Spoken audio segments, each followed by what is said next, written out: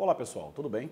Eu sou o professor Roberto Andrade e estarei com vocês neste módulo falando sobre os conceitos básicos de informática, a parte que diz respeito ao hardware, aos componentes que permitem o funcionamento do computador. Vamos falar um pouquinho também daquelas unidades de medida que muitas pessoas têm dificuldade, bit, byte, kilobyte.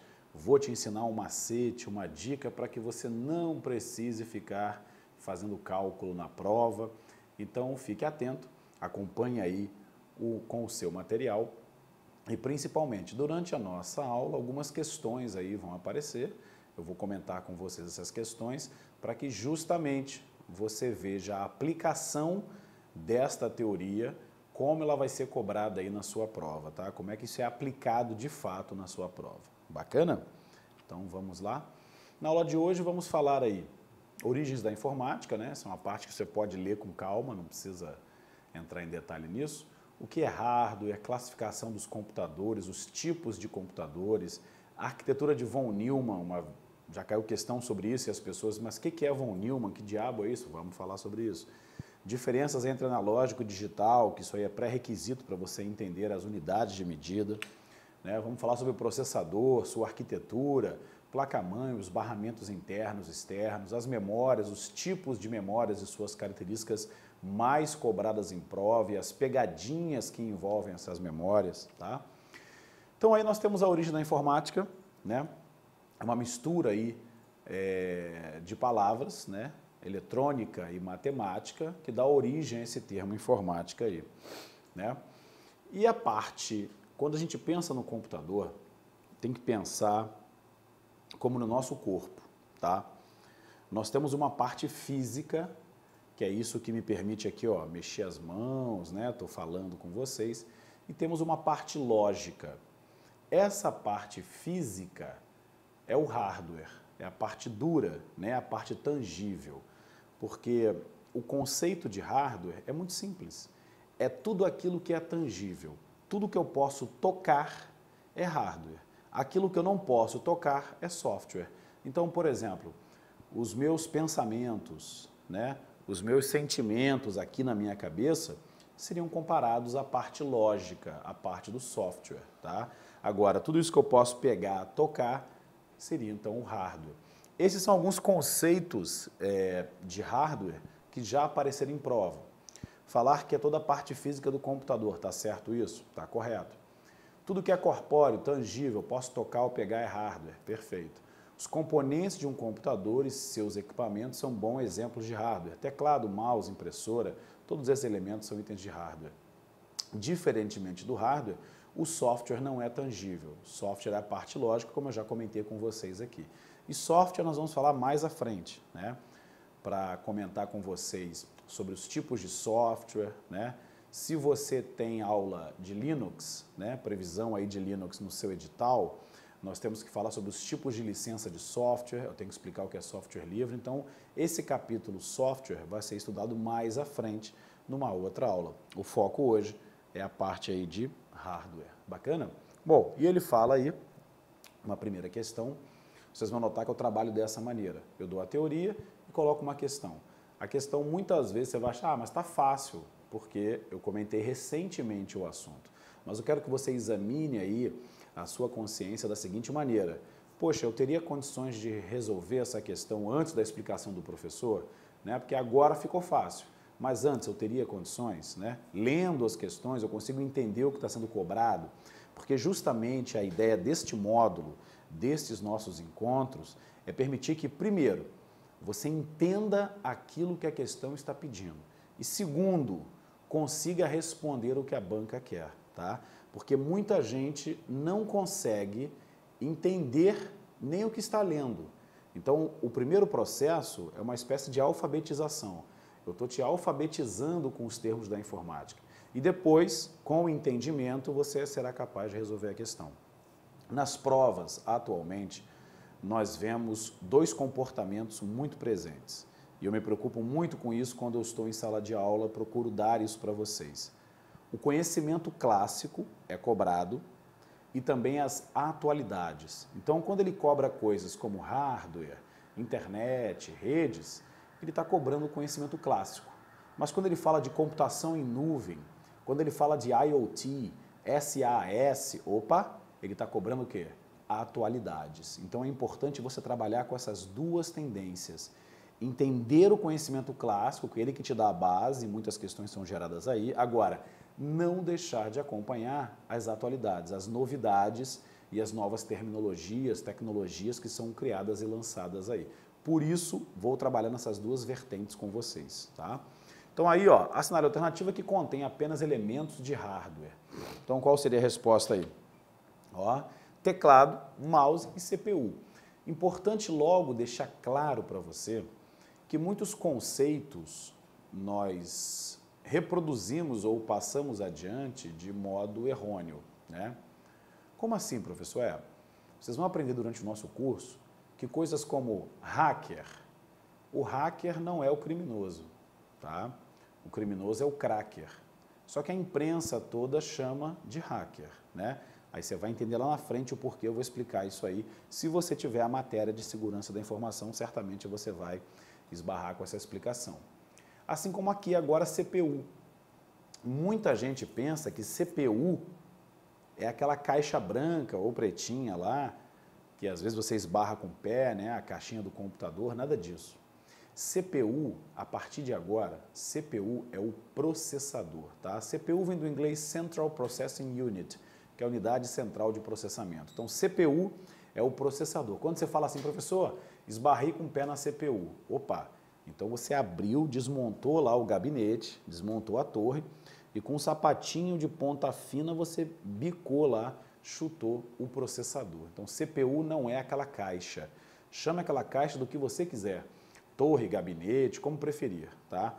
Mas lá dentro é que está o processador que nós chamamos de CPU. Bacana? Nas demais aí, ó, processador, memória Windows 8, o Windows 8 é software, monitor CPU MS Office, o Office é software, tá fora. Windows 7, na letra D já está fora, bloco de notas também já está fora. Então, resposta certa mesmo, letra A, tá? Bom, como é que nós classificamos os computadores, né? Nós temos várias maneiras de classificar, quanto ao tipo, quanto ao porte, né? Então vamos começar esse estudo agora nesse momento. Então primeiro eu tenho computadores analógicos e os computadores digitais, tá? Na verdade, aqueles digitais tinha que estar do lado de cá, tá? Os analógicos são instrumentos de medição, como por exemplo, lembra do extintor de incêndio do carro, que era obrigatório, lembra? Hoje não é mais obrigatório. Então, você tinha uma espécie de um reloginho que você sabia se estava cheio ou vazio, né? Então, aquilo é um computador, só que analógico. Esse não nos interessa para a prova, interessa para a gente quem? Os computadores digitais. O digital, essa expressão digital, vem de dígito binário. Vocês vão aprender agora, mais à frente aqui, quando eu entrar no papo de bit, byte, ainda nessa aula, vocês vão entender que o computador só entende 1 e 0. Só entende apenas 1 e 0 e eu vou explicar como é que ele transforma isso numa informação. Então, digital, na verdade, vem disso aí, de dígito binário. Binário porque são 2, só entende os bits 1 e 0, vamos falar mais à frente. Legal? Vamos classificar os computadores quanto ao porte. As máquinas de grande porte, tá, são chamados mainframes. Então, lá na antiguidade, lá nos anos 60, 70, nós só tínhamos computadores mainframes, tá? O mainframe, ele é uma máquina que geralmente ocupa uma sala, ela é refrigerada, tem baixa temperatura, tá? Agora, muito cuidado, porque essas máquinas, apesar da terminologia ser antiga, existem até hoje, né? Geralmente hoje os mainframes são servidores. O que é isso? Máquinas que prestam serviços para os usuários de uma rede. Mas é qualquer pessoa que tem um mainframe? Não, o mainframe geralmente é um computador caro, justamente tem um alto poder de memória e processamento. Então nós encontramos mainframes em operadoras de cartão de crédito, telefonia, tá? Então é uma expressão antiga, mas esse maquinário ainda existe até hoje, tá? Geralmente, na maioria dos casos, eles são servidores, eles estão prestando serviços para os usuários de uma rede. Pensa comigo, quando você vai assistir um vídeo aí, né, no Globoplay, quando você vai assistir lá algum vídeo no YouTube, então eu tenho máquinas de grande porte para atender essas milhões de pessoas que querem acessar esses vídeos. Bacana? Questão da banca CESP aí, a respeito de conceitos básicos relacionados à informática e dos modos de utilização das tecnologias de informação, julgue os itens que se seguem. Os mainframes, CESP é o seguinte, como é que eu resolvo a questão da CESP? CESP eu costumo brincar em sala de aula explicando que é uma banca que faz questão sanduíche. O que é isso?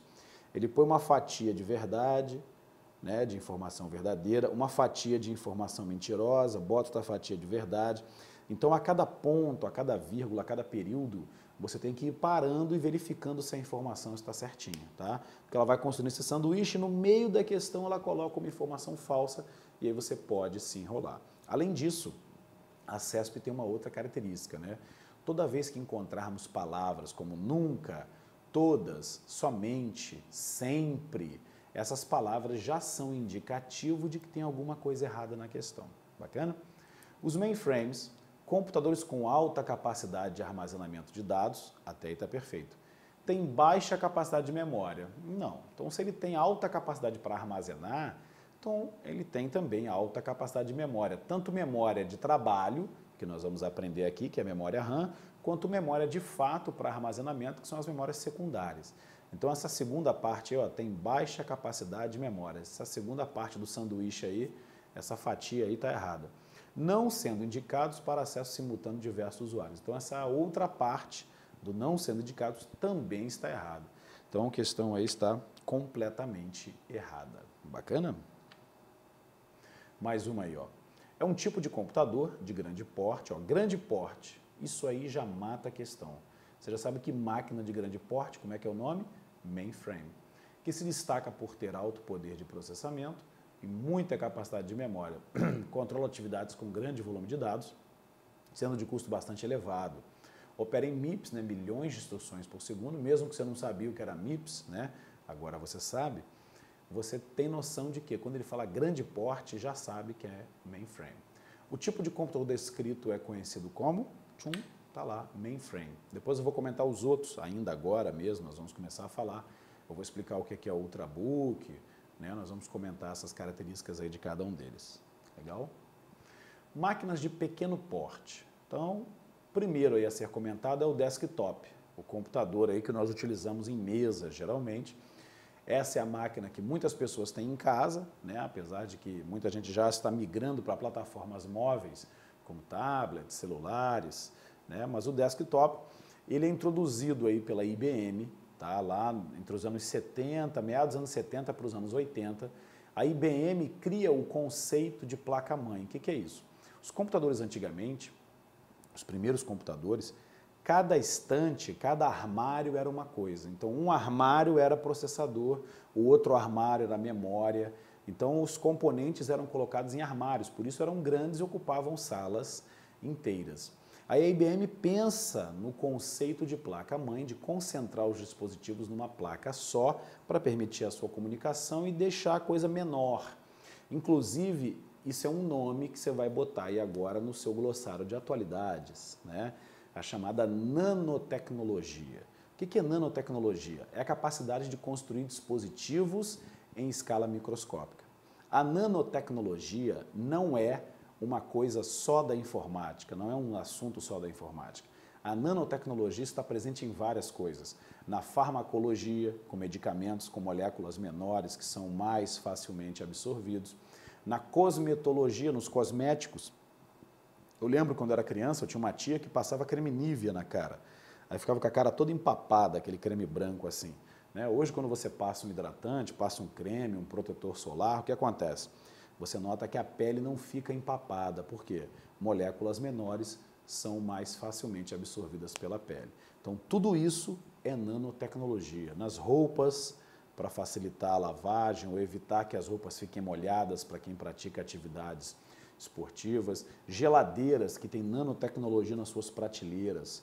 Quando uma bebida entorna, a prateleira faz a bebida virar um gel e aí para o vazamento e não suja a geladeira toda. Então são N exemplos, mas não é uma exclusividade da informática. A nanotecnologia, se você quiser anotar aí no seu glossário de atualidades, é a capacidade de encolher os dispositivos, né? trabalhar em escala microscópica, deixá-los cada vez menores. E assim foi feito para a criação dos primeiros desktops ou PCs, que vem de personal computer, né? Computador pessoal. Importante lembrar que antigamente ninguém tinha computador em casa. Hoje você leva computador no bolso. Hoje você leva o celular. Seu celular é um computador. Ele tem sistema operacional, ele tem processador, ele tem memória, né? Tem acesso à internet. Então notem, o computador é uma coisa que só as indústrias, o governo, né, os militares tinham acesso, as universidades tinham acesso, então não existia computador em casa. Daí o nome PC de Personal Computer, que é da IBM. Legal? Depois nós temos uma outra categoria que são os portáteis. Notebook ou laptop. Notebook porque parece um caderno, né? A palavra notebook é caderno, né? E laptop, lap porque é colo, tá? Lap é colo, em inglês, então ficar no topo do colo, quer dizer, sobre o colo. Então os notebooks começaram a surgir aí lá no finalzinho dos anos 80, né, meadinho para o finalzinho dos anos 80. Então, para facilitar você levar um computador, eram bem caros, manutenção e a compra de hardware eram bem caras, né? Principalmente aqui no Brasil, devido à questão da ditadura, nós ficamos muito afastados da tecnologia que rolava pelo mundo. Então, quando os primeiros notebooks chegavam aqui, geralmente eram contrabandos, você tinha dificuldade de conseguir peça, tá? Agora, características gerais. Tela, né, de geralmente 14, 15 polegadas, você tem unidade de disco óptico, bateria removível, tá? Alguns vêm com touchpad, que é aquele quadradinho que você pode tocar, né? Então tem uns que vêm com touch pointzinho, que é aquela pontinha que vem no meio do teclado, emborrachada, e você tem facilidades de conexão, portas USB e outras conectividades. Legal? Ainda dentro da categoria dos portáteis, os netbooks. Eu costumo brincar que o netbook é o notebook que ainda não cresceu, né? É o notebook criança. Então os netbooks foram uma febre aí nos anos 2000, né? Entre 2005 até 2012, 2013. Eram computadores, né? Ainda existem muitos, computadores de pequeno porte. Geralmente as pessoas usavam na sala de aula, na faculdade, tá? Para fazer trabalhos, eram mais práticos de transportar e trabalhar. Só que eles têm algumas vantagens e desvantagens. Primeira vantagem é o baixo custo, era um computadorzinho barato, né? Bateria tinha longa duração, ele é ultra portátil, cabe numa bolsa, né? E facilidade de conexão com a internet. Agora, como desvantagem, um processador mais simples, né? Geralmente era um processador centrino. Processador centrino é um processador que, além de processador, ele tem também uma interface facilitada para se comunicar com o Wi-Fi, né? A ideia é reduzir o consumo de energia nesses processadores. Pouca memória RAM, porque ele não é para atividades intensas, né? A ideia de usar um netbook não é para você editar fotos, né? Você até pode fazer, mas não é para você editar fotos, edição de vídeo, nada que exija assim, muita memória nem muito processamento. O HD, o disco rígido é menor, inclusive os primeiros que chegaram no Brasil chegaram com HD, com disco rígido, desculpa, com SSD, que a gente vai falar mais à frente. O SSD é o substituto do HD. O HD está morrendo, né? Está deixando de existir. Então, nós vamos ver aí cada vez mais a utilização do SSD, já é uma realidade, tá? Até porque eu vou dar uma dica para vocês. Toda vez que num computador tem duas tecnologias iguais que fazem a mesma coisa, é porque uma delas vai morrer. Por exemplo, antigamente nós só tínhamos como entrada de vídeo o padrão VGA, né? E aí os primeiros notebooks começaram a vir com VGA e HDMI. Então o que significa isso? Uma dessas tecnologias vai morrer. Tá? Então, no caso, o VGA hoje foi substituído, a maioria dos ultrabooks hoje só usam HDMI. Bacana? Então, o papo aqui é esse. A maioria veio com SSD, que é um substituto do HD, uma tecnologia superior, porém no Brasil não emplacou. E eles acabaram mandando para cá, então, a velharia, né? Que eram os netbooks com HD mesmo, e aí o povo consumiu feliz e contente. E geralmente não possuem drive óptico, né? O que é o drive óptico? É aquele que usa laser para gravar CD e DVD. Bacana? Os portáteis. Na categoria dos portáteis ainda, temos o Ultrabook. Ultrabook foi um termo criado pela Intel. É o seguinte, a Apple, ainda sob o comando do Steve Jobs, era uma empresa muito criativa, né? Ele gostava de chamar a atenção. Então a Apple criou um notebook muito fininho, chamado MacBook Air. Inclusive, esse notebook, no dia que foi apresentado, o Steve Jobs entrou no palco para apresentar o produto com ele dentro de um envelope de papel pardo, para você ver a finura dele. Então ele veio entrando, veio falando, daqui a pouco ele puxa o Ultrabook lá, o MacBook Air, de dentro de um envelope de papel pardo. Isso causou um frisson muito grande e todo mundo quer essa novidade. Então a Intel, para não perder esse filão de mercado, cunha, cria o nome Ultrabook. O que é isso? O Ultrabook é um computador muito fino, tal como o MacBook Air, então é para concorrer, diretamente. E eu tenho de várias marcas, Samsung, Asus, tem várias marcas, Dell. Então o Ultrabook ele tem essas características, muito fino, geralmente bateria interna, tela de toque, não possui drive óptico, até porque a tendência é que a gente armazene tudo em nuvem, guardemos as nossas informações na nuvem. Você vai aprender lá na frente sobre computação em nuvem, nós vamos comentar isso aí com mais detalhe. Então hoje estamos cada vez mais conectados, então cada vez mais guardamos as coisas na própria internet. O armazenamento em nuvem nada mais é do que guardar em servidores que depois nós vamos poder acessar. Bacana? Então essas são as características do Ultrabook, é uma concorrência aí com o MacBook Air da Apple, finos, tela sensível ao toque, autonomia de bateria interessante, uma autonomia boa, até porque consomem menos bateria e também não possui unidade óptica. Legal? E aí nós vamos ainda dentro dos portáteis falar sobre os handhelds, palm tops, smartphones.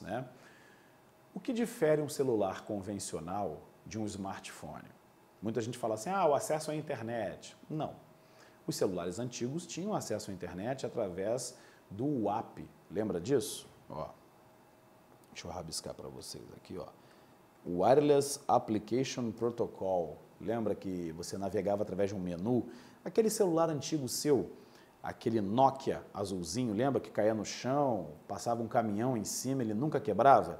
Então, você navegava através do WAP. Então, ele já tinha internet e ele não era um smartphone. O que caracteriza um smartphone é a possibilidade, a capacidade do usuário instalar aplicativos. Então, por mais que numa sala de aula eu fale assim, gente, quem aqui usa celular da Samsung? Levanta a mão. Aí 200 pessoas vão levantar a mão. Quantos aqui estão com o mesmo modelo? Vamos dar um exemplo, Moto G. Vou dar um exemplo, Moto G é da Motorola, nem é da Samsung, Mas quantos estão aqui com Moto G? Aí digamos que 20 pessoas levantem a mão. O mesmo modelo. Porém, quando examinarmos seus aplicativos, certamente, cada celular vai ter aplicativos diferentes do outro. Alguns aplicativos serão comuns, como o WhatsApp, aplicativos nativos que já vem instalado no seu telefone. Agora, cada celular será personalizado, será único no tocante à instalação de aplicativos. Isso faz o conceito de smartphone, quer dizer, telefone inteligente, smartphone, telefone inteligente. A capacidade do usuário de instalar aplicativos, legal? E nós temos os mais diversos sistemas operacionais rodando nesses pequenos computadorzinhos, que muita gente hoje não larga mais, inclusive é um estudo na área da psicologia, do comportamento, por que as pessoas estão cada vez mais com o rosto enfiado, e quais são os efeitos colaterais disso no corpo, na mente, psicologicamente e fisicamente, aí, no uso excessivo dos smartphones. Tá? Então, essa característica aí. Acesso à internet é uma característica, mas não é a principal, é a capacidade de instalar aplicativos. Quando você tem aí um iPhone, muita gente fala assim, professor, porque iPhone não pega vírus. Mentira. Todo e qualquer sistema operacional pode pegar vírus. Tá? É porque quando você baixa programa para o iPhone, você só baixa na Apple Store. E se eu quiser instalar de outro lugar? Para instalar um aplicativo de outro lugar, você vai ter que usar um software que vai quebrar a proteção do telefone. E essa quebra dessa proteção também quebra a garantia do aparelho. Então, como você só pode baixar corretamente, tecnicamente, da Apple Store, a Apple passa o pente fino, tem um rigoroso processo para poder aceitar um aplicativo para ser comercializado ou distribuído dentro da Apple Store. Então, por isso as pessoas falam, mas iPhone eu não preciso ter antivírus porque não pega vírus. Pega, só que a fonte de onde você baixa é muito mais segura, diferentemente do Android. O Android, sistema operacional para tablets e smartphones criados pelo Google, permite, além da instalação através da loja deles, que é o Google Play, permite a instalação de aplicativos de terceiros. Você tem que ir lá em configurações e liberar essa autorização, né, opções lá do desenvolvedor, para você poder liberar a instalação de aplicativos de terceiros. E aí esses aplicativos podem contaminar o seu computador. Então é muito mais fácil você causar um dano no seu Android do que no seu iPhone. Mas ambos, todos eles, você precisa ter um antivírus ou um anti-malware instalado no seu celular. Eu sempre pergunto isso em sala, quando vamos falar sobre segurança, ou até mesmo nessa aula em que eu falo de smartphones, eu pergunto, olha, quem aqui tem celular? Aí 100% da turma aí levanta a mão. Quantos aqui tem antivírus ou um anti-malware instalado no celular? Aí cerca de 100 pessoas, mais ou menos umas 20, 30 vão levantar a mão. Então é preciso que você entenda que o celular é um computador. Inclusive o Android, ele é um Linux, ele é um derivado do Linux, que é um sistema operacional que está muito em alta e certamente se cai na sua prova, nós vamos assistir a aula aqui sobre Linux. Legal? Os tablets quando chegaram no mercado não tinham muito assim uma classificação, é para jogar, é para trabalhar, né? Eles não tinham um nicho muito específico. Mas hoje já é tranquilo, né? As pessoas conseguem trabalhar, conseguem tanto jogar, então ele atua como um computador de múltiplas funções, tá? Acesso à internet, seja por 3G ou 4G ou até mesmo Wi-Fi, tá? E tela de toque são as principais características. Legal?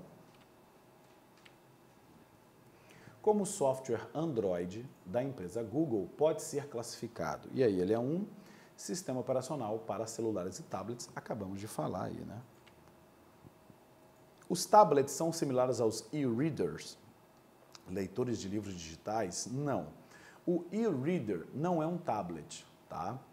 Na verdade, o tablet, você pode até instalar aplicativos no tablet ou no seu próprio celular para que você possa ler.